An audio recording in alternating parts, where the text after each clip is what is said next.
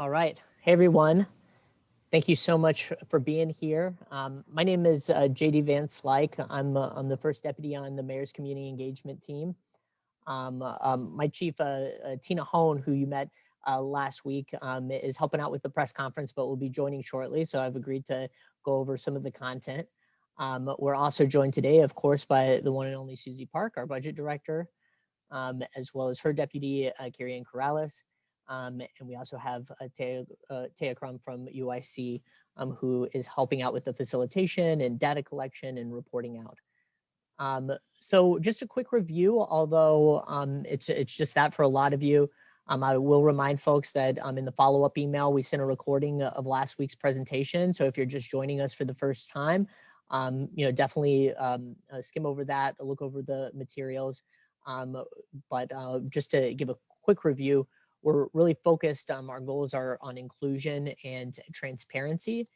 And we're doing that by thinking about many different groups of folks. You all are considered our citywide leaders, folks that are have constituents across the city, but we're also looking to grassroots leaders that have more resident and neighborhood knowledge to inform our budget priorities.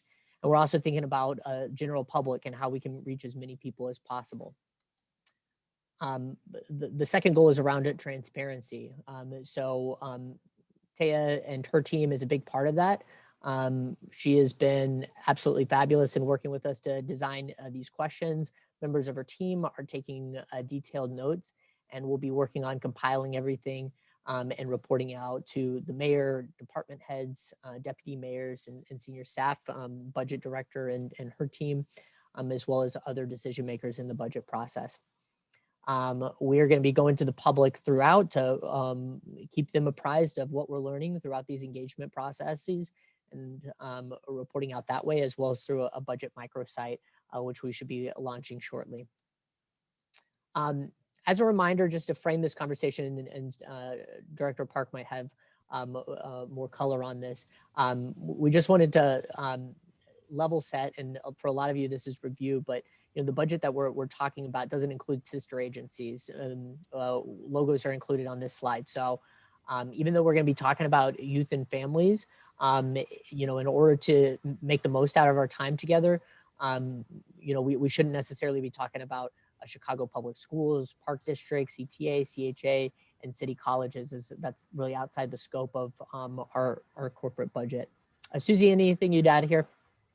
No, I think, we got that question last week. So we did want to just reconfirm that, the city budget is outside of our sister agencies. That's not to say that we're not coordinating and working together with everybody, but that this budget, each of these bodies, which are, considered our sister agencies, do have their own budget process and governing body. And kind of, where our discussion is around, around this engagement is really around the city's whole budget. So, we just wanted to reiterate that and clarify that in case, anyone had questions. Thank you so much. Thank you, JD. Susie, do you want to just for the slide? Yes. Sure. That'd be great. So we talked about last time, we want to talk about our budget as a whole, and that there's a lot of different components that go into the city's budget at large, which includes our general fund. It's our day-to-day, where our city services are funded, our enterprise fund, which includes our water, sewer, aviation, grant funds, which includes everything we've gotten from CARES, our normal grants, the ARP, all the federal programs and state programs for which, grant funding comes to the city. That's part of this larger discussion. Pension funds, special revenue funds, and debt service, all of that really combines together. And then you see on the side here, where it's not part of our actual normal budget, but, capital and TIF are big components, especially around our infrastructure. And this all kind of creates the larger holistic conversation that we hope to have with all of you. Because what we do as we build our budget is leverage across all of these.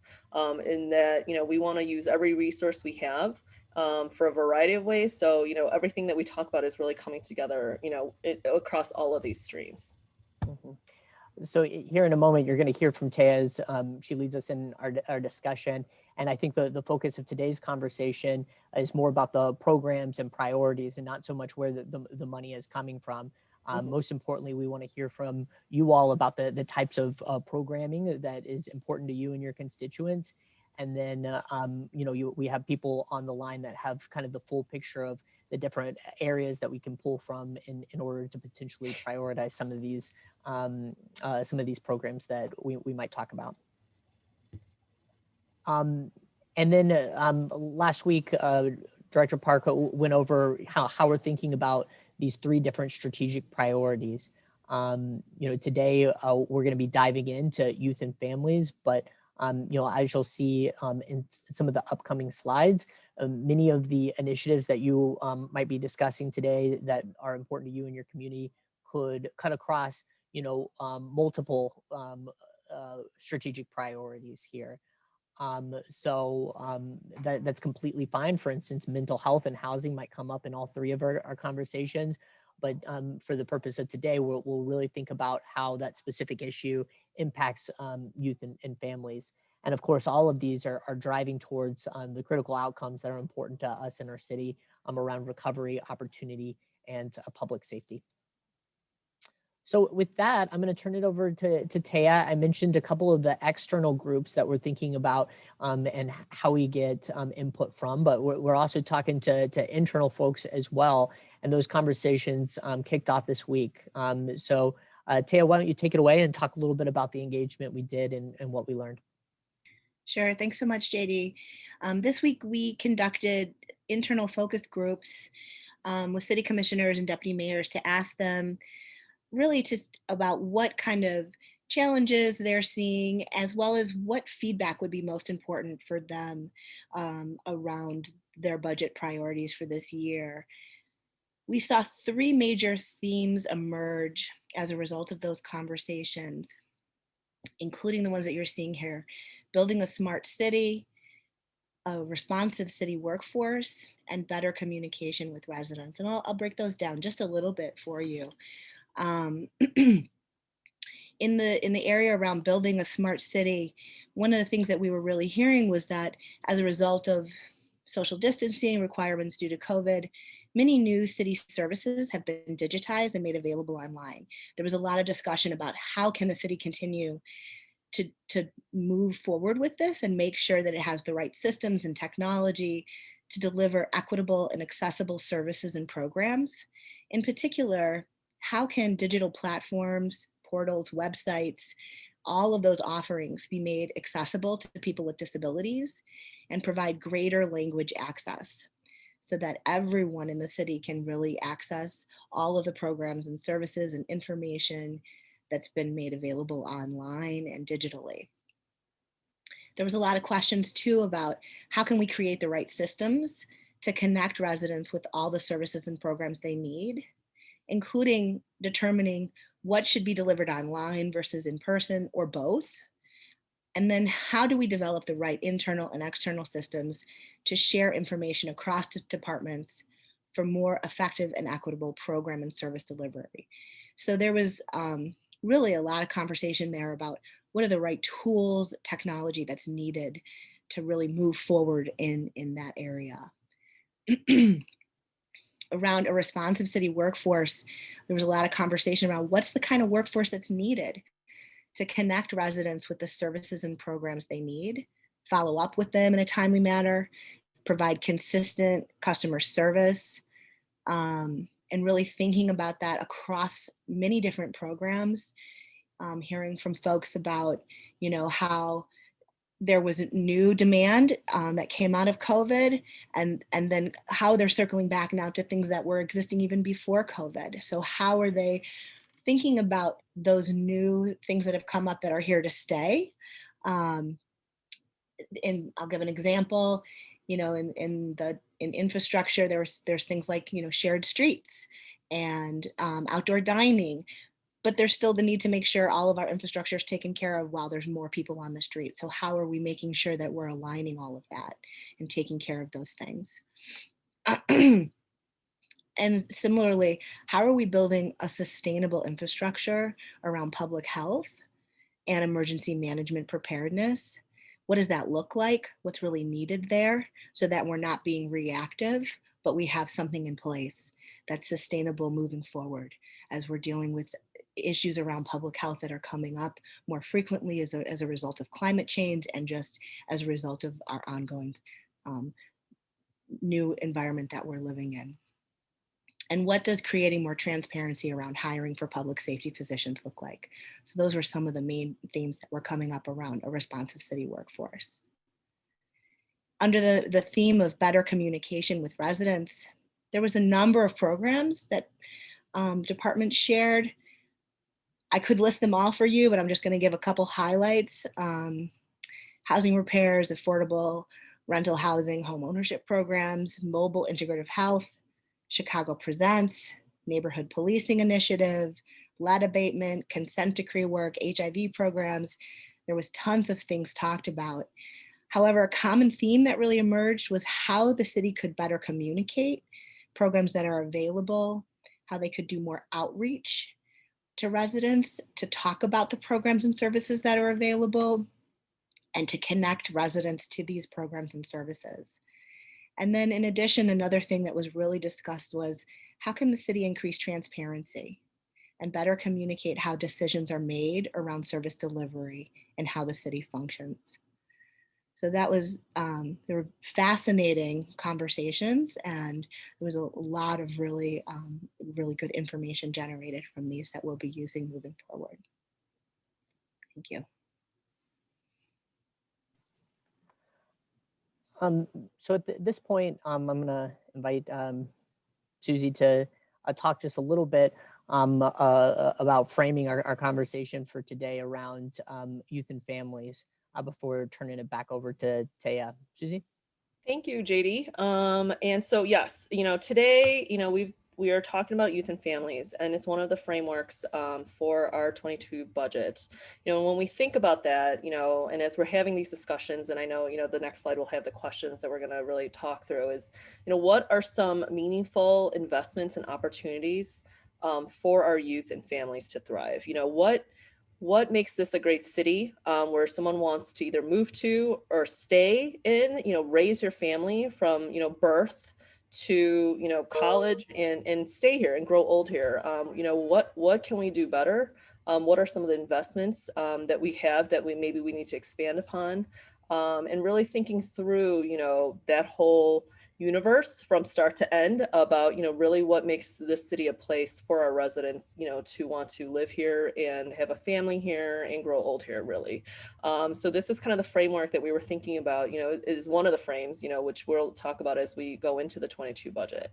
The other thing I did want to flag here, which you see on the slide, is that, there's been a lot of work, this is, part of the mayor's North Star and a lot of the priorities she, that we have been investing in through the budget, and that we're not really starting at ground zero. Like there have been incremental investments that we have made, and you see here just a list of stuff just for 2021 around broadband, more youth jobs and out of school activities. Violence prevention is a big priority. Maternal health and supportive services, mental health service, that was, right off the bat, we wanted to increase that investment. Domestic violence, what are some of the things that we're doing there? And then workforce, definitely around the pandemic. And as we're coming out of the pandemic, this is a big focus as well. And these are just some of the thoughts that we had around, what is really, in this youth and families category. Of course, there's going to be crossover as we talk about the other two categories in the upcoming weeks. But, I just wanted to kind of start the conversation, give everyone an idea of some of the investments that we have started and are making in our budget. And then, as we discuss, as we move into this discussion, this could be expanded. Is there something that we're not thinking about? So, I just wanted to kind of lay that out for everybody. So I will pass this now to Taya to kind of work through some of our discussion for today. And just real quick before Taya speaks, if you are interested in answering any of these questions, we just ask that you either raise your hand or put your name in the chat if you'd like to speak. And then when we call on you, if you could just state your name and the organization you represent for our note takers. Taya?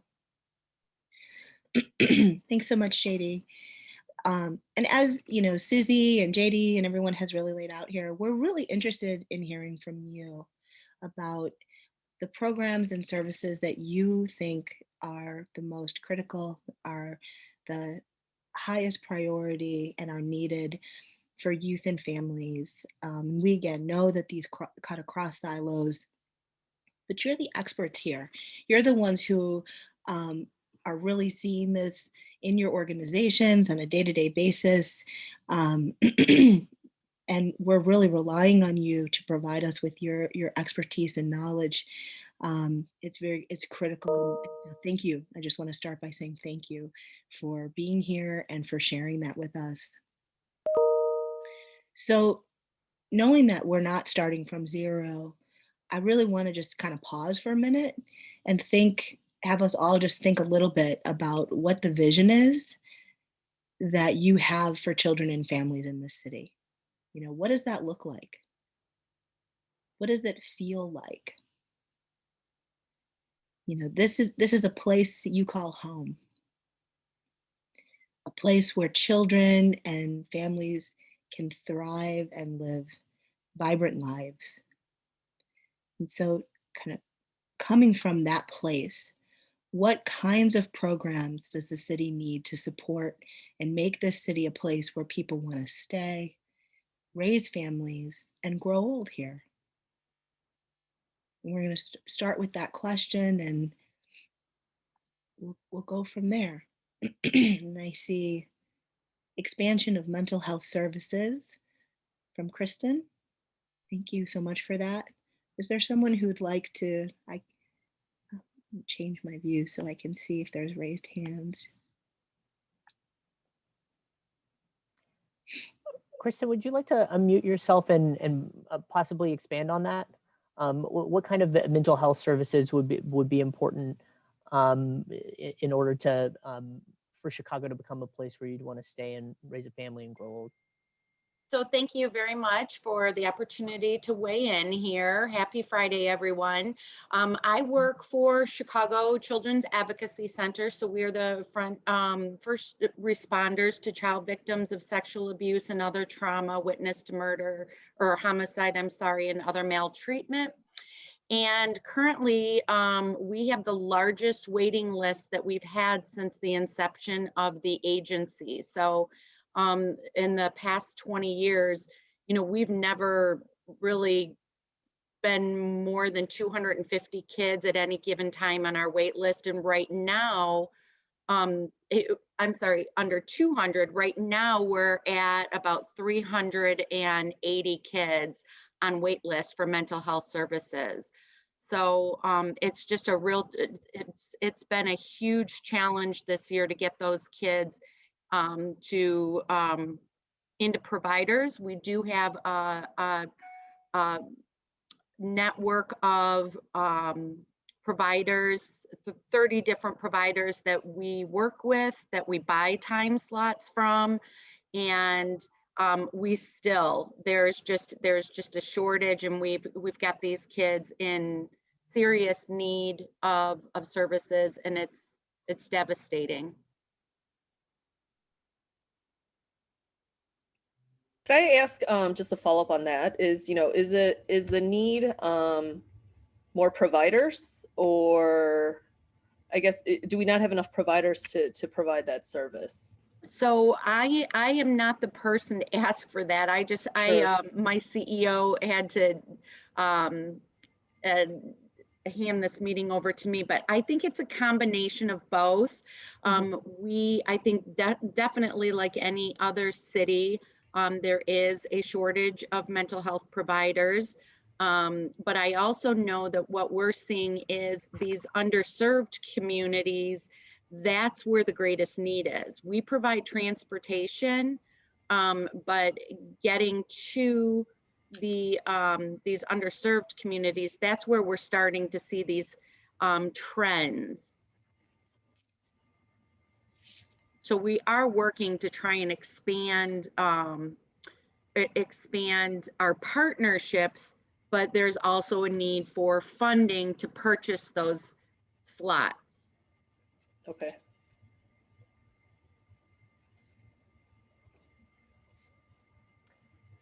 Christopher, I believe you're up next. Really helpful. Thank you. All right, hello. My name is Christopher Goins. I am the Chief Equity Officer at Thrive Chicago, and we are strategic partners to the Obama Foundation, and I lead the My Brother's Keeper initiative for the city of Chicago. And it's a beautiful space, and I just want to say that I lead a collective community that we call the MBK Action Team of 60 individuals that represent about 90 different organizations. And we have come together to really put a stake in the ground around where we see the need for boys and young men of color and where's the greatest asset that the city has and the greatest opportunity. And it's around further diversifying the teaching force, specifically around infusing Chicago Public Schools with more male educators of color. And we are launching an initiative in 5 high schools in the fall where we've crafted and created a curriculum for boys and young men of color who are seniors in high school to actually take a course to become an instructor. And the reason why that's important is all of the research that supports the transformative power that men of color actually have in education. And where if a Black student actually has one male instructor in elementary school, their likelihood of graduating from college increases by 39%. But nationally, we only have 2% of the teaching force that are men of color. And I think that the city needs a deep investment outside of CPS. They are a strategic partner to us, but CPS resources are, of course, limited, and it's very challenging for them to launch anything new. I believe it should be a citywide effort. I think it will contribute to our population shifts because we have stronger schools, because we have stronger individuals that are teaching our students. And so that's an investment that I would love the city to explore, a deeper investment in that, where it's not as just 5 high schools, that we have funding that will be able to support this initiative and its expansion throughout the city. The second thing that I would like to say, along with MBK, is that we are deeply interested in professionalizing the role of mentors, especially as we think about recovery and healing post the pandemic. When students actually go back to schools, teachers need to be focusing on academics, and how can we do a larger scale focus on professionalizing mentorship organizations. There are incredible mentors and mentorship organizations in Chicago, and these individuals that are running these initiatives are working in other places full-time. They work full-time jobs, but there is a need within the school to support their growth, the young people's growth and healing,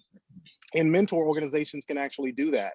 And I know there are several initiatives with Department of Family and Support Services, but how can that be expanded and where organizations, smaller organizations, can access the resources to become more professional and be embedded in our schools within Chicago. So thanks for this opportunity as well.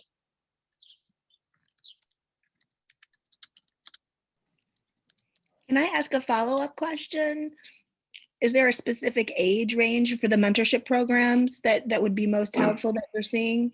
Sure. Well, we have done some analysis within the My Brother's Keeper community. We have about 22 organizations that serve boys and young men of color as mentors within the city. And their target audiences are usually around high school age, but then we have some that are focusing on the transition point between middle school to high school. And then we have some that have a focus on the lower grades, but mostly the high school level. Okay, thank you so much. I appreciate that. No problem. I believe next we have Bradley Johnson. Yes, hi. Thank you. My name is Bradley Johnson, and I'm the Director of External Affairs at DILD, Youth Service Agency based in Austin, and we service the greater west side of Chicago. And what I would say, the city, I wouldn't say so much as a program. I don't think we need more programs. I think we need a new approach. I look at the Austin neighborhood where I grew up, where I couldn't wait to leave as I grew up because there was no positive connections for me in the community that I was aware of. So I would say that the city's approach for these communities that have been intentionally disinvested in for decades, that now there's like, take the vacant school buildings like Emmett School campus and other campuses like in Woodline, there's the old school that's sitting, just vacant, taking up a whole block. How about taking city services, city college classes, all types of things, and place them inside of these spaces, as well as affordable housing. Make these incubator spaces and do some research around what are the gaps in the businesses, because I think economics and education are the key to turning around our community. So how can we foster and incubate new enterprises? Because I know in a lot of African-American communities, there are like few types of businesses. How can we expand that? How can we grow new businesses so that young people don't have to travel for miles for their first job like I had to? So I think let's look at how we can incubate new businesses, how we can increase education within the community, servicing from all age groups, from young people through to older people, so multi-generational. Thank you so much. That's really helpful. I want to take a second. There were two messages in the chat. One from Michelle Morrison that said access to vibrant, high quality educational opportunities and culturally responsive social emotional supports, evidence-based mental health supports. I just wanted to make sure that was read off into the recording. And then also Amy, who I believe is also queued up to speak, talked about the implementation of a region-wide 211 non-emergency call support and services that is an asset for people who need help with housing, mental health service, disaster assistance, employment services, etc. And that suggestion has received support from two other folks in the chat. Thanks. And then I think JD, you had the next person up. John Gallo, you're up next. Everybody, I'm resurrecting a topic that I've spoken to the mayor's office about. We last engaged about 18 months ago before the pandemic. And I wasn't sure whether this was the appropriate place to raise it in terms of children and family issues, but it seems some of the things I'm about to explain, I think will explain why I think they're relevant. And it really has to do with stable housing for families. The greatest predictor of stable housing is whether or not tenants are represented by counsel in eviction cases. I think many of you are probably familiar with Matthew Desmond's book on eviction.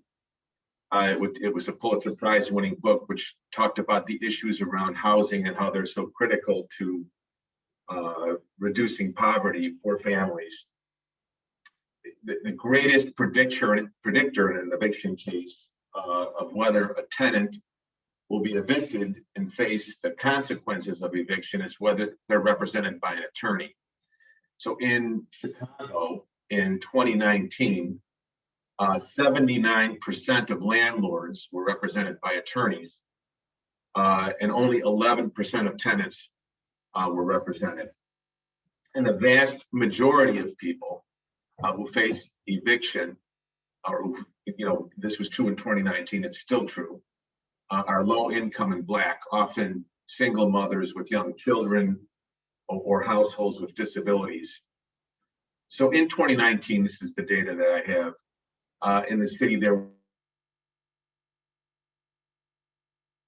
those were concentrated in the city's south and west sides, which are, of course, are its poorest and most vulnerable neighborhoods. Those also are the communities that sadly have the highest homicide rates. So Desmond, in his book, made the comparison, which I think is a poignant one. His book was about Milwaukee, but I think his statement is true for Chicago. Poor men are locked up, and poor Black men are locked up, and poor Black women are locked out. In the last few years, the good news is that there's been a municipal response around the country to the devastation of evictions. And many of our sister cities around the country have established a tenant's right to counsel in eviction cases. The cities don't include Chicago, but they should. They include New York, Philadelphia, San Francisco, Newark, Cleveland, Santa Monica, California, Los Angeles, Minneapolis, Detroit, Washington, D.C., and there are now 3 states that have a right to counsel. Connecticut just most recently.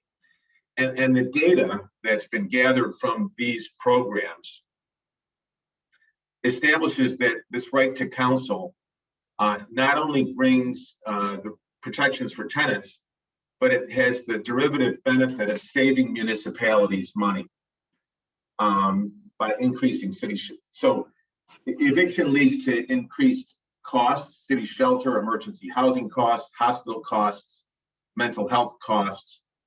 And there's a firm, a national firm, a financial advisory firm called Scout, which has been sort of the lead support firm analyzing the cost savings for municipalities by establishing a right to counsel. And their analysis has shown, in particular in Philadelphia and New York, where there's the most data, that when you consider the offsetting costs that are saved when people are not evicted, there's a stunning municipal savings. It's like 200% of the cost of a right to counsel is returned in savings. So I wasn't sure if this was the right time or place to raise this again with the mayor in her office. We had discussions with Emily and others in January of 2020. And since I'm part of this group now, I wanted to just put it out there that this is both the right thing to do, and it's also a cost-effective thing to do. In my own judgment, that the politics of including in a city budget something that would actually result in a savings. So it's a win-win for the mayor. So I'll stop there. And John, for our note takers, what organization are you with? Legal Aid Chicago. All right, great. Christina, you're up. Hi, yes, thank you for having me here today. My name is Christina Velasquez, and I'm representing the network, and I am a new policy associate with the network, representing today the needs of service providers and survivors for gender-based violence. And so the network's main position currently on the city budget is to reallocate resources to gender-based violence service providers and programming, either from CPD or other funding, to reallocate this for the needs and the current unmet needs that service providers are facing as a result of the pandemic and other factors, that this funding would greatly be able to increase their capacity to meet survivor needs, including, as they mentioned before, mental health counseling is one of the 6 buckets that we're hoping to disperse the increase in funding in, which would help meet the need. I believe, as Kristen spoke about, one of our members of our coalition, that they had an extensive waitlist period to address survivors. And this is also true for legal services that saw several of their intake lines closed just because they were not able to reach capacity. So they are looking to add more attorneys to their staff and to be able to expand that capacity, because we have seen an increase in survivors requesting legal services for family law, immigration, and other types of legal protections and things like that over the course of the pandemic. And so in terms of the other kind of 6 buckets that we see this reallocation benefiting would be for prevention education in the school system, housing for transitional housing and emergency housing for survivors, also services for those who cause harm in counseling and supervised visitation services like that. As I mentioned, counseling, and then also community-based advocacy and outreach. All of these are broken down, and I'm happy to share a document that kind of outlines more specifically how we see this funding being allocated. But what we've really seen over the course of the pandemic and kind of throughout yearly trends is that domestic violence survivors and all gender-based violence survivors' needs are currently not being met in the way that they should be. And we think this funding is a way to remedy that and really provide the safety that we know that the mayor shares in wanting to provide for the residents of Chicago, and increasing the ability to serve their needs and offer the protections that they need to kind of, as we mentioned, how one of the priorities of the city is to have a city where people want to stay, raise families, and feel safe with their families. So in doing so, we think that gender-based violence programming should be at the forefront of that, and that will require increased funding in the form that we see currently right now. And talking with our member providers is around 50 million. And that's something that aldermen have been able to share with us that they feel like is feasible. And we think that's kind of the amount that we see would be able to address the unmet needs that survivors and service providers are currently seeing. Thank you. That was, I really appreciate how concise that was, and that you have numbers. That was amazing. I think, JD, who's next? Amy. Amy, you're up. Certainly, I'll be quick. 211 services are provided across the nation, and Illinois is a little bit behind the 8 ball. There's plenty of folks who are in front of us, but essentially it creates a referral service that people can call, that it's not an emergency like 911, but it is an emergency, such as they've lost their home, they're a victim of domestic violence, they've lost their job, they have other life interrupting impacts, mental health, addiction, all sorts of things. And it provides a referral service, essentially collects all the service providers' information and becomes a single source of information for residents and for people who need services. It's important too that that service be provided regionally, meaning across all the counties, because sometimes you're in County A, but the service provider is in County B. And so there are some existing 211 systems out there, but expanding that, including the city and Cook County, and making it regional, because the service providers are located in many, many different locations, could be a huge asset for the city, for its people, and also for the service providers who don't all necessarily have large budgets to market, and help the people in need know who they are and how to contact them.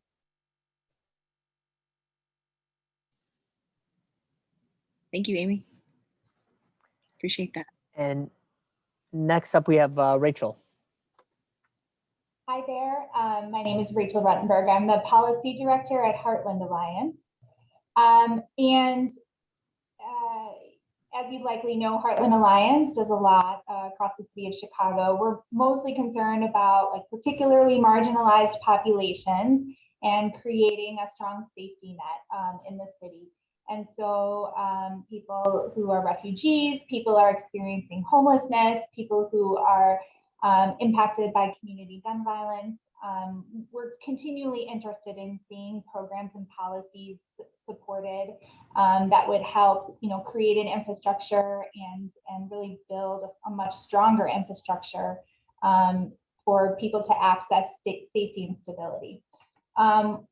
Like Amy mentioned, which I'm so grateful to her for bringing it up, but the 211 program is something we're interested in, super supportive of, and she shared the link, or someone shared the link to the letter that Evelyn Diaz, our president, had also participated in. We're happy to be a resource on that as well. But we're also, still interested in seeing continued investments in community health infrastructure, housing supports, violence prevention, and then new and exciting ways for the city to lead on policy that would create a safety net. So moving toward a guaranteed income model, for example, would be a particularly exciting way for the city of Chicago to step up and show what it can really do for a safety net. So thank you so much. Thank you, Rachel. I'm gonna put my Susie hat on and ask if you have any more detail or specificity around, community health, violence prevention, or housing in the areas that you mentioned. What specific types of programs you would like to see some investments in? Sure. So as you know, we have already been working with the city throughout the pandemic. Our Heartland Alliance Health has done a lot of vaccine distribution in homeless shelters. and has really been on the forefront of a lot of services that allow people to challenged by social determinants of health. And so where health and housing and violence sort of meet, that's a little bit of our sweet spot. So I can provide more, because we have so many interests at Heartland Alliance and so many different programs and services. I can provide more detail if there's an interest specifically in one of the things that I mentioned, but I would say from a policy perspective, which is more my area, the 211 and the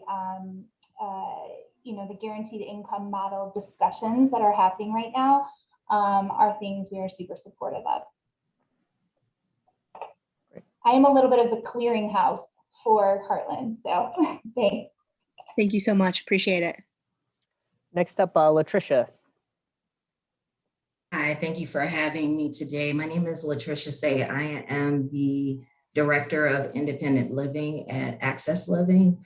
One of the things that we definitely wanted to focus on is in the area of youth with disabilities, specifically with our Disability Justice Mentoring Collective, being able to provide mentoring services to youth with disabilities currently, and expanding those services that are available. Currently, we service the Austin area, and being able to have this service available outside of that specific area and expanding it to other areas of focus. I know that there have been discussions in the past about other specific areas that need this type of service. So having funding available to be able to do that. We also have an enrichment program which provides job training, worksite visits, as well as resume building, and things of that sort, to have that expanded for youth with disabilities. The Disability Justice Mentoring Collective currently services youth 6th grade through 12th grade up to 22 years old, as well as the enrichment program as well. So being able to expand those services with youth with disabilities, children with IEPs, et cetera, would be very beneficial. Thank you. Thank you so much. I really appreciate you sharing that. And then we have Mary, and that's all I have in my queue right now. So if you're interested in speaking, Tay, I don't know if you're thinking about moving on after this to the next one. Or... Yeah, unless there's one other person, I think Mary will wrap up this question, and then we'll move on to question number 2. Right. Well, my name is Mary Meg McCarthy, and I'm the director of the National Immigrant Justice Center. And I just want to follow up what Christina was saying. I think it's a really important point in terms of allocating and investing in legal services, specifically for survivors of domestic violence. We're seeing a number of non-citizens who need legal protection in the immigration arena based on the violence that they have suffered. And I think it's twofold. What's happened in the immigration arena is 4 years of federal government that was extremely harsh and caused a lot of fear. So people wouldn't come forward even to seek protection from law enforcement or protective orders. And then you have COVID on top of it. So I think it's really important. And I applaud the network and the mayor and others who see this as an important component to making our city stronger and safer for non-citizens. But immigration legal services for survivors of domestic violence, whether it's abuse within the family or human trafficking or fleeing very, very dangerous situations. So thank you. Thank you, Mary. I appreciate you sharing that with us. Anyone else who would like to share what kinds of programs the city needs to support to make the city a place where people want to stay, raise families, and grow old? Any other thoughts on this question? This is Dr. Vessel from I Am Able in North Lawndale. And we have a barrage of programs. Mental health, we need to make sure that mental health is accessible and available for every family. We need to normalize it. Our motto is basically mental health is everybody's wealth. We're all better when we're mentally okay. And that it is not some add-on, but it is part and parcel of what we do. So I definitely think the promotion of mental health services from the entrance into life, we got to change the dynamics or the paradigm in terms of how it's presented. It's always presented as an after the fact, after you got in trouble, whereas counsel is necessary throughout the lifespan. And we need financial counseling, you know, we need marital counseling, we need all kind of counseling. So just trying to promote it in a different way and to normalize it. The other thing is that any services that are coming into a community, it needs to have the community at the forefront of naming it, claiming it, and owning it. In other words, one of our programs that we developed with the community's permission was TRIM. And TRIM is the Trauma Response and Intervention Movement, bringing down trauma and violence 8 blocks at a time. So we work with a myriad of community organizations and agencies and hospitals to meet the needs of the residents in that sector based on what the residents told us their needs were. Instead of trying to tell them what their needs were, they told us. Then we went in and tried to infuse and build an ecosystem that could provide the services that they need to deal with what has happened to them that's traumatic, which is causing certain behaviors or the lack thereof. Sometimes it's not what a person does, it's also what a person doesn't do because they're hopeless and there's helplessness. And then because of the systemic and structural racism in our city, it's very difficult for people of African descent to really progress and to move ahead. And every other cause, every other issue takes precedence over what has been happening to my people for over 400 years. I mean, at the bottom line is every other cause gets put on top of this negative behavior that has been happening for this long period of time. And so it makes it very difficult when people spend time developing things to make people hate themselves and then ultimately become part of the problem instead of part of the solution. You know, the victim gets tired sometimes. You know, how many times can you rape me and it's okay? It's just not okay. And that's what has happened to our community. And nobody is really standing up for their justice fully. You know, we'll have a good hit like with a George Floyd issue, and then it dies slowly. You know what I'm saying? It dies. And then every other issue gets on top of it again. So that's why we're 400 plus years and there's no resolution. But for instance, in TRIM, in that A block sector, if you look at the beat that is in beat 1014, look at all of the other blocks around it, there's a shift. The police department works with us in the 10th district because we all work together for social cohesion.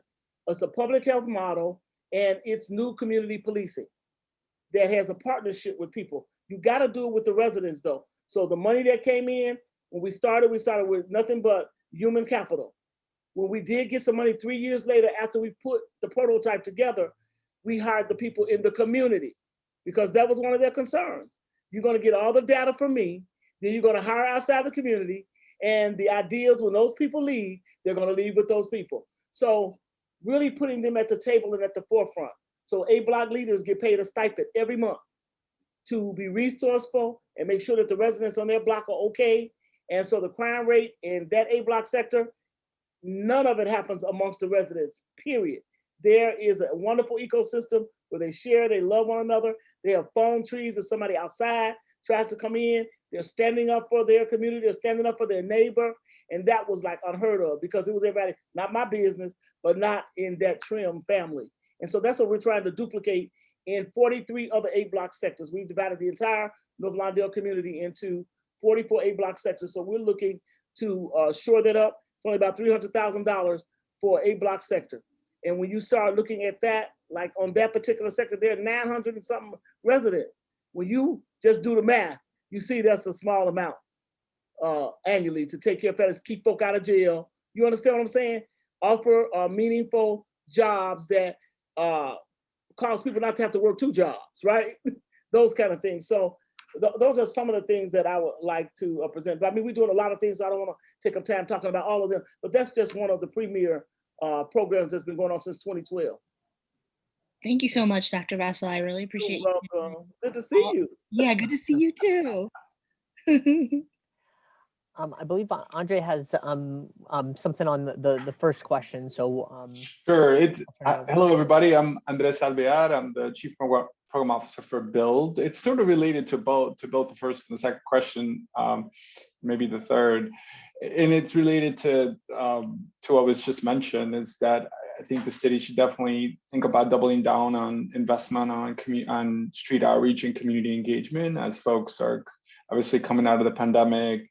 I think an improved 211 center will help, but also we know that we have to go out into community and reach out to folks, both to share information about services, but in particular in communities we serve the West Side, in terms of just getting folks out to continue to do street outreach, which may involve a similar project that was mentioned, where you involve sort of residents to do some of that work.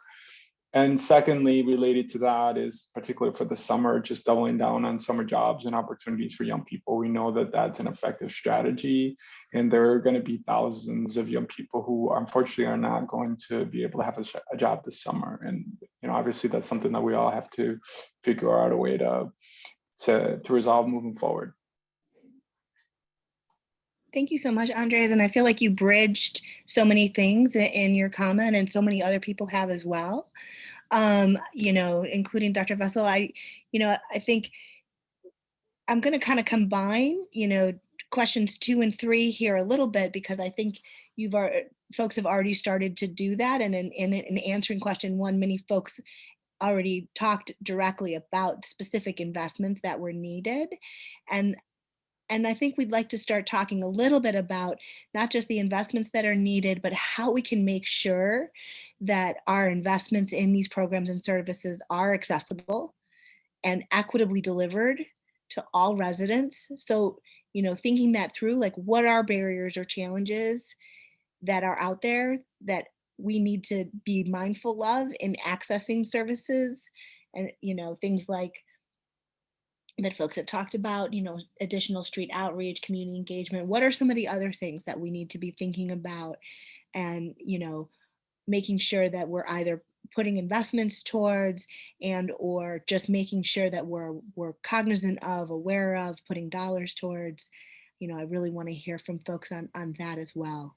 And Taya, could I add one more thing, like just an add-on as we're thinking about those 2 questions? Is really, the programs that the city has, I think I spent a second on just, we're not starting from ground zero, but, the ones we do have existing, whether it's through DFSS, health, all the different programs that the city has, are those accessible? Do you know what they are? Like, do you, I think that tags on to this third question of how do we make this more accessible? We've heard a lot about things that the city needs to do more of, or what's missing, but I'd also be curious to hear, in the ones we do have, are they accessible? Are you aware of them? I think that's also helpful with what's existing. If we're building on something, I would like to, I think it's helpful for, we have subject matter experts from our departments here to really hear that too. Because I think that'll it's a part B to the third question. I see Christopher's hands up. Oh, thank you. And this has just come from just really talking with mentoring organizations that are a part of the My Brother's Keeper action team, and to assessing, like, the Department of Family and Support Services does have support mentoring organizations and social emotional learning. But if you're a smaller organization with very little budget, very little capacity to access, like, the requirements, so they have shared directly with us that, like, just some of the requirements in order to access those funds, the applications, all the things that you must have in order to be able to access those funds. And then it's kind of like that reimbursement process, where, if you don't have the capital in your account, then you can't really do anything, because the process is based on reimbursement, and the city will pay the organization once they've done it. So that's one thing that I've specifically heard from mentoring organizations. Christina? Yes, so kind of in similar to that and how he was just speaking about the application process and the ability to have funds to organizations that are doing this at a more community level. Similar to that, in our kind of budget and investments that we would like to see happen in terms of gender-based violence is also ensuring we're putting a focus on setting aside funding for culturally specific organizations that are working at the community level that are providing accessible and equitable services, as we know, because survivors are very much diverse and unique in their experiences, have intersectional identities. And so in doing so, we hope to kind of set up a procurement process that simplifies the application process for these organizations to access this funding, and creating these pools of funds for current and new grantees, specifically for culturally specific organizations, to kind of address the challenges that we see with survivors, such as immigration status, such as race, LGBTQ, things like that. And there are community organizations that are working and are equipped based on these identities and intersectional, different challenges that survivors may face. And so really focusing on funding these more localized community organizations that are doing this work, but kind of building their capacity to be able to do so, to serve those diverse survivors that we hope to represent more equitably.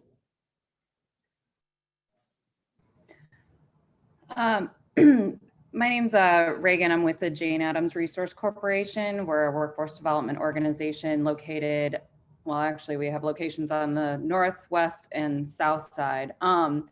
We are a grantee of DFSS. And so to Susie's question, like when, and I think someone else, Christopher, maybe had kind of touched upon this, when small, even medium-sized not-for-profits bid on these contracts to provide services, we're service providers. We're not, we're not necessarily like marketers.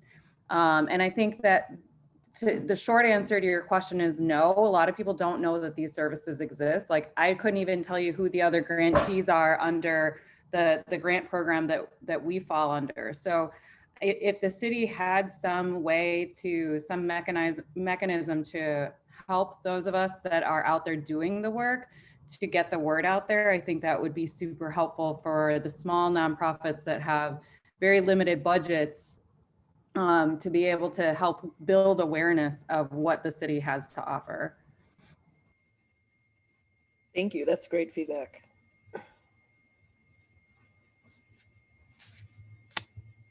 Reagan, if I may, can I ask just a quick follow-up question? Is there any particular, knowing the different populations that, and this is for anyone in the group, knowing the different populations that you all work with, what types of formats, because we've heard a lot about like getting that, people probably don't know these services and programs are out there. There's a lot around digitization.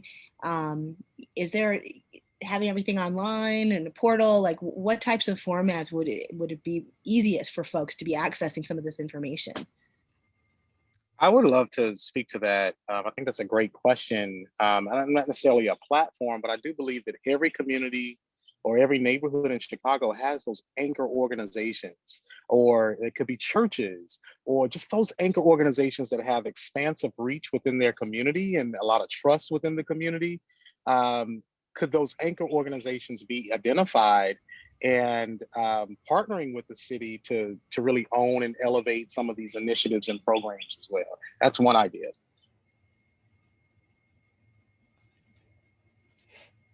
Thank you, Christopher. That's really helpful.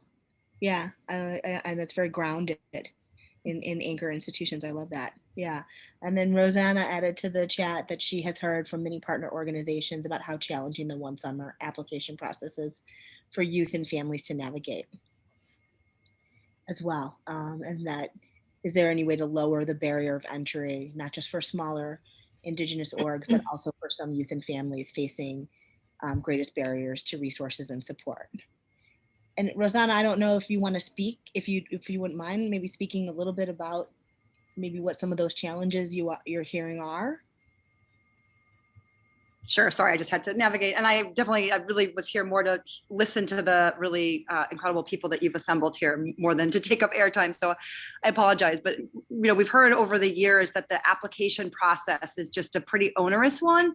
And especially for the young people that are, not already connected to, some of the institutions to navigate it. I don't know what all it entails, but it sounds fairly onerous. And so I don't know if there are ways to provide extra resources to some of the community partners to do more outreach to help the young people and families navigate the process, or to make the application process a little more simple and straightforward.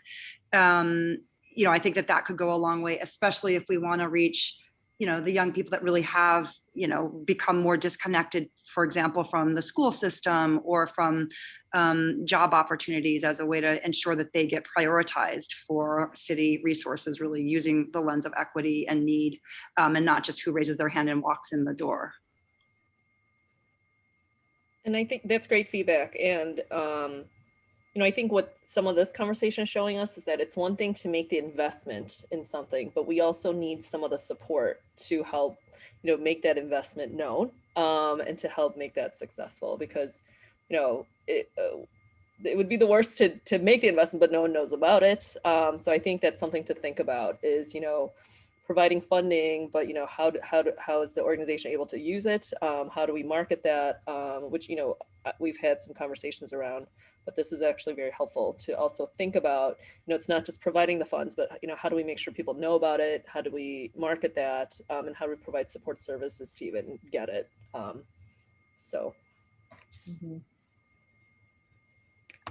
because I think a lot of what we're talking about is how are we connecting residents with the services that they need, the services and programs that they need, right?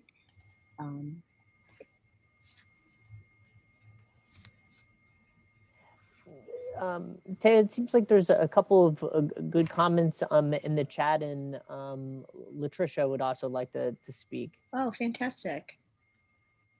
So I'll just read the comments in the chat. Broadband access from Reagan. Broadband access is still an issue in some neighborhoods, so online services are great, but should be one strategy of many. I think that's a really important point, and thank you so much for elevating that. And then Michelle Morrison, the pandemic certainly makes it harder to implement things that have worked to promote enrollment in the past for one summer. Pre-pandemic, we hosted community-based enrollments. We could help youth and families with the application process. Thank you for that, Michelle. Yes, and Andres, also there are not enough one summer slots for youth who applied. And then I'm gonna hand it over. Just wanted to make sure those comments got into the recording. Great. So we have Latricia, and then I also realize I missed Bradley. So we'll go Latricia and then Bradley. Great, fantastic. Well, I was just going to say, I know it was mentioned earlier in terms of the sister organizations as it relates to CPS, which of course is different funding, but I'm just wondering if we're able to combine, marketing opportunities to sister agencies, so that when these programs are available, I think a lot of times it's kind of siloed in terms of having that information readily available to all of the sister agencies. So I think that when these programs are expanded, to then make it a point to make sure all of these agencies do know about it, especially as it relates from our end with youth with disabilities with CPS. I know CHA also has programs as well. So yeah, that would be great. And that's absolutely correct. I think even if we're separate agencies, like things like that with marketing, getting the word out, we definitely work with our sisters, whether it's the Park District or, public schools, CHA. So that's definitely something that's doable.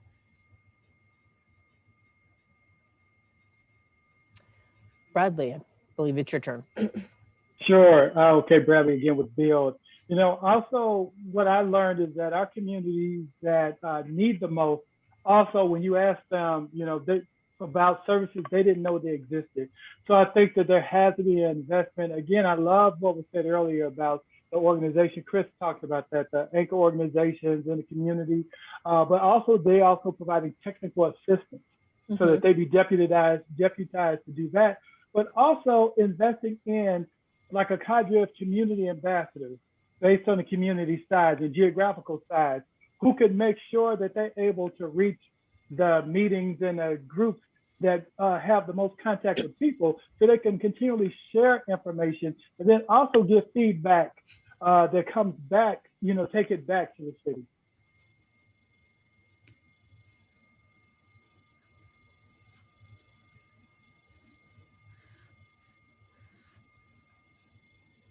Thank you, Bradley. That's really helpful, good and interesting, good points there. Almost like another form of a navigator, but in the community.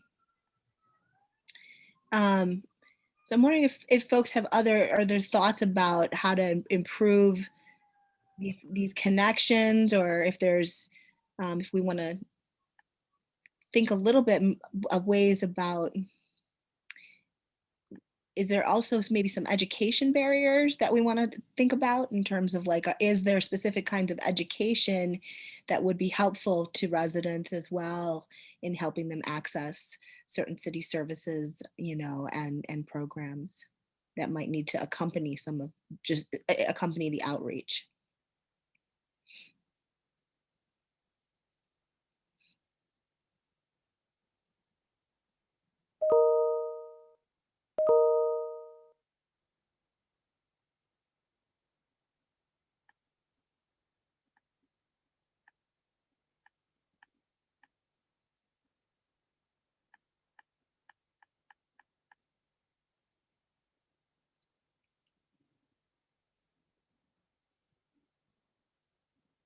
Any thoughts on that? Any takers? I'll just mention the way we do outreach for three of our programs at I Am Able is we use the A-block sector model. Our A-block leaders actually, because they've developed relationship with the people that live on their blocks, it's a lot easier, of course, to present information to them. And even during the pandemic, because those relationships were already established, there was a safety net. We were able to provide PPE information and supports for those families who couldn't get out, seniors who didn't have access because of the food desert, things like that. But it has a lot to do with relationships, developing strong relationships so that families can find out about all the various services that are available. And we found that to be true when we started TRIM, that families did not know about all of the wonderful services that were all around them because basically failed outreach. People were not reaching out to them for various reasons. And that's not a negative, it just wasn't happening.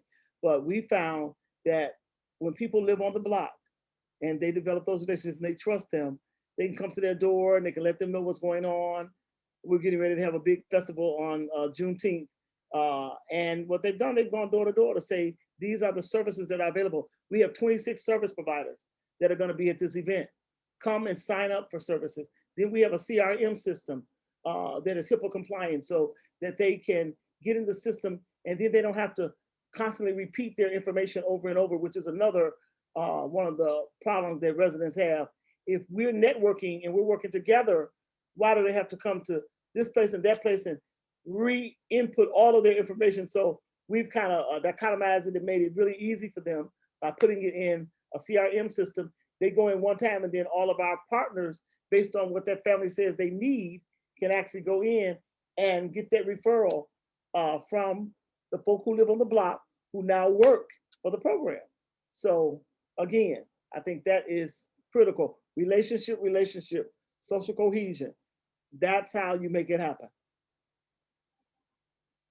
Thank you so much for that, Dr. Vessel. I think that really is key, and it also touches on the community ambassadors piece as well. So it's a really important that you elevated that. We're getting a little close to time here. I want to really think about if there's any last thoughts that people have. This has been a really rich discussion. We've heard a lot of really amazing ideas about potential programs and services that the city can invest in. We've also heard some really great ideas about potential ways that we can, make sure that those investments in programs and services are more accessible and more equitable. But I really want to see if there's any closing thoughts from folks. Just open it up for a second here to see if there's any other thoughts that people have. Can I say one other thing? Can you just make sure that as we're moving forward, if we're going to engage the community, have community ambassadors and things of that nature, can we make sure that there is some type of academic advancement giving to them as a result, so that they're just not learning all these skills and not getting like credit for it, or working toward an AA, getting some kind of community college credit or something?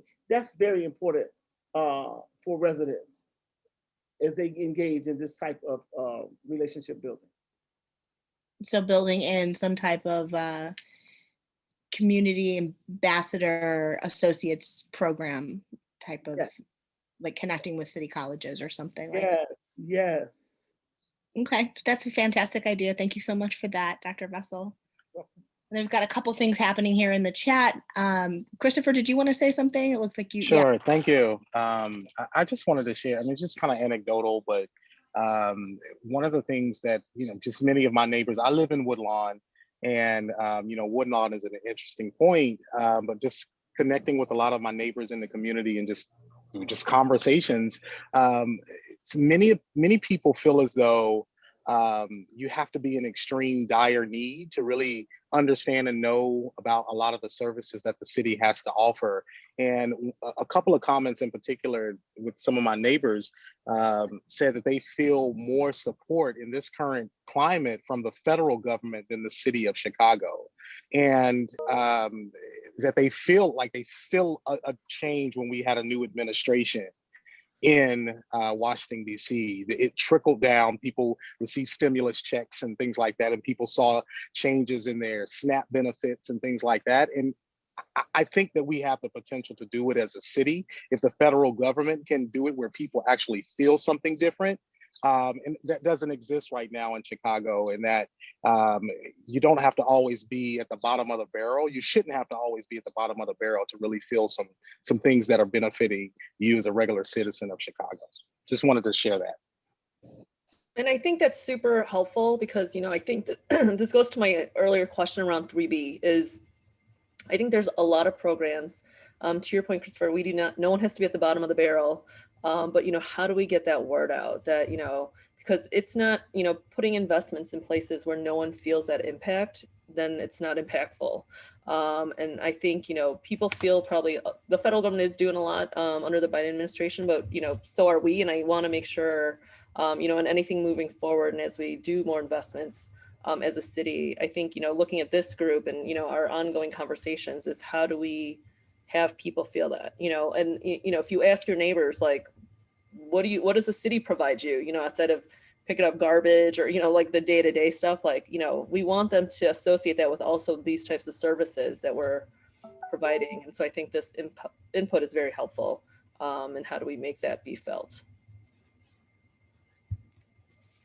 Yeah, thank you so much for that. I think Andres is...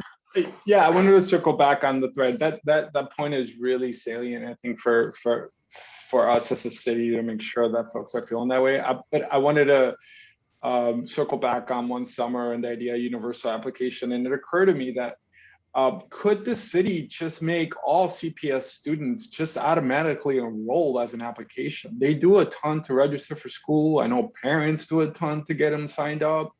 Like, why can't we just say, look, if a young person is enrolled on CPS, they already have an application. In fact, we're going to send them all the jobs that are by their house. They don't do anything. They just write. Well, I mean, they might have to do something, but I'm just saying, could that be something that we just take care of? We just say, hey, you do enough to enroll them to other benefits or CPS, you're automatically enrolled.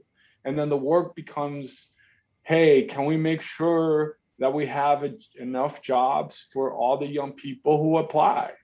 And that becomes a real thing. And then you're removing that barrier. They've submitted everything. They want a job, right? Anyway, just a thought. That's a very good idea. So, I don't know what the application looks like and I won't speak for it, but I agree, like a universal application or what you. Yeah, but I guess my point is, let's not make them do anything else. They already enrolled to CPS. Whatever, I mean, like we're investing thousands and thousands of dollars for a young person, whatever requirements they have to submit to CPS. What else do they need, right? They already provided it. Parents already provided it. So it just, you're not asking them to do anything else, So anyway, just something to think about. If it's not CPS enrollment, there's something else that a parent is already doing for young people. Let's make sure the systems are talking behind the door, so to speak, and we simply tell all the families, if you're in CPS, your young person is already on our list of eligible young people for a summer job. Come get your job. Or maybe it's even one application for every youth opportunity, whether it's a job, whether it's a something. Exactly, broader. something like that. But I'm just saying something like that. And all we're saying to them, you're already on the list. Come get your job. And then we work on making sure we had enough job for everybody. Okay. There's other people on this call who know more about this than I do, but I do believe part of it is capacity. Because I think there's something like 20 or 30,000 participants, but I know DFSS has been working towards adding more jobs, so everybody does. Right. Yeah, and that's what I was saying. That might be the real lift, right? If we can figure out the system piece and not make it onerous, the real lift may be getting the funding to pay everybody.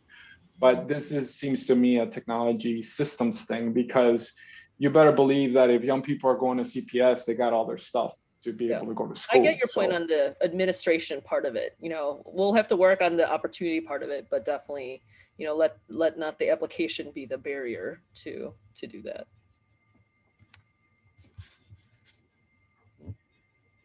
Yeah, so hey, this is Bradley. So I was just on top of that. I'm so glad that Andres is on my team. I love having so smart people who think about that stuff, because I was thinking the same thing. But I was thinking we also, while we're at it, we might as well think about youth connections to services and jobs year round, because waiting for summer, because if you get them earlier on, then you don't, right now, One Summer Chicago is really designed to prevent violence. And so if we think about it proactively instead of reactively, and whereas year round, the same way when you go to college, students would need to offer opportunities for internships and jobs, there are plenty of folks out there, there's corporations who support, who would actually do that. But I think it's going to take us being honest about where the dollar is going to city. So I know CPS is separate, the police department is separate, and all these things.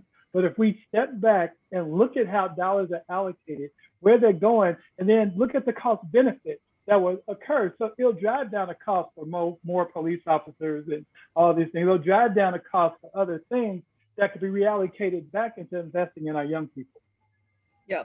And, this goes back to, like, if we had a universal application and there's different opportunities all year, we can connect you to them versus having people connect to us, I guess is really the point. And how do we make that happen?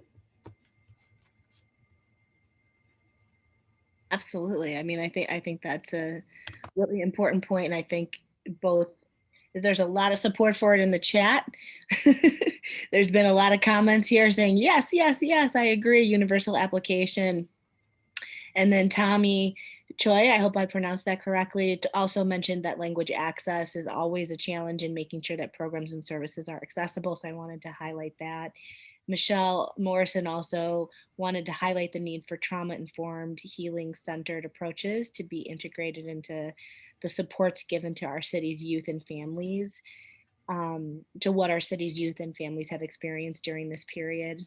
So Michelle, thank you for elevating that and bringing that to the forefront as well. And then Roseanne also talked about there not being jobs to serve the youth who apply. And that it would be good to see program slots increase, but also a strategic effort to ensure that youth and families facing the most significant barriers who may not have even applied get the opportunity to be prioritized by public resources. So I just want to make sure everyone's being recorded here. Thank you all for participating. We just have a couple minutes here left, so I think I just want to see if there's one more person who wants to speak, and otherwise we'll wrap up the session. This has just been really fascinating, and there's been so many valuable insights shared.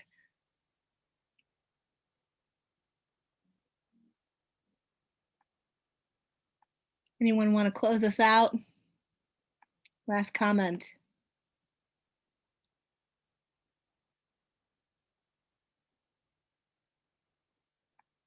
Let's stay together and make it happen. All of the above. Great. This was great. And I hope we really try and keep a focus on how we can get more mental health services into the neighborhoods that need them. It's really needed.